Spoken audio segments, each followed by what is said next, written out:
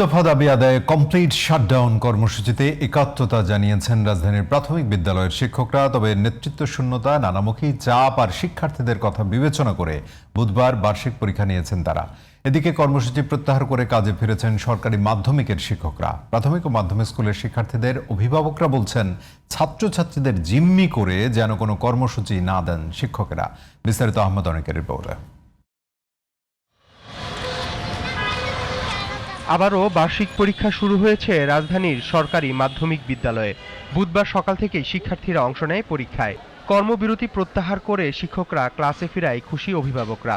সরকারকে শিক্ষকদের যৌক্তিক দাবি পূরণ করার পাশাপাশি শিক্ষার্থীদের জিম্মি করে কোনো কর্মসূচি না দেওয়ার দাবি জানান তারা। যদি আন্দোলন হয় তো পরীক্ষার পরও করুক, কারণ স্কুলে তো অনেক সময় আছে। এখন বাচ্চাদের পরীক্ষাগুলো ঠিক মতো দেওয়া হোক, এটি আমাদের অনুরোধ। পরীক্ষাগুলো বন্ধ করে দেওয়াটা কোনো যুক্তি ছিল না, তবে ধন্যবাদ যে পরীক্ষাটা আবার চালু হয়েছে, এটাই আমরা খুশি আর কি।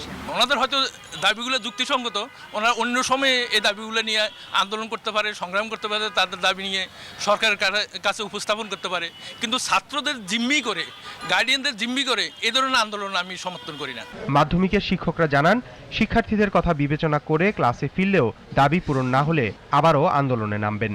আমরা শিক্ষার্থীদের স্বার্থে আমাদের আন্দোলন থেকে পিছিয়ে এসেছি আপাতত।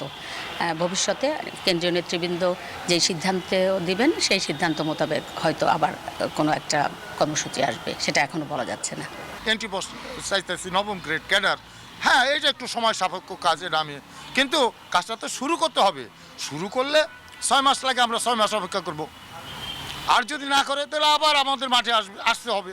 এদিকে বেতন গ্রেড উন্নীত করা সহ 3 দফা দাবিতে কমপ্লিট শাটডাউন কর্মসূচি পালন করছেন সরকারি প্রাথমিক বিদ্যালয়ের শিক্ষকরা। তবে রাজধানীর কিছু স্কুলে কর্মসূচির মধ্যেও বার্ষিক পরীক্ষা হয়েছে। অভিভাবকরা জানান, এখন পর্যন্ত পরীক্ষা চালু থাকলেও সামনে কি হবে তা নিয়ে চিন্তিত সবাই। দেখতেছি না, পরীক্ষা তো হইতেছে কিন্তু সংখ্যাটা কিছু বুঝতেছি না। বাচ্চা আশা থাকে যে জানুয়ারি মাসে, নভেম্বর ডিসেম্বরের মধ্যে পরীক্ষা শেষ হলে সবাই বাড়িতে যাবে, গ্রামে যাবে, অনেক কিছু যাবে, কিন্তু শিক্ষকরা যেটা করতেছে এটা আমার বিচারে আমার মনে হয় এটা উচিত না। পুরো প্রাইমারি ডিপার্টমেন্টের একটা আন্দোলন, অবশ্যই আমরা এটা যেহেতু সহকারীদের আন্দোলন, আমরাও তাদের সাথে একাত্মতা ঘোষণা করছি। সরকারি প্রাথমিক স্কুলগুলোতে 1 ডিসেম্বর থেকে শুরু হয়েছে বার্ষিক পরীক্ষা। আহমদ অনিক, জিটিভি নিউজ, ঢাকা।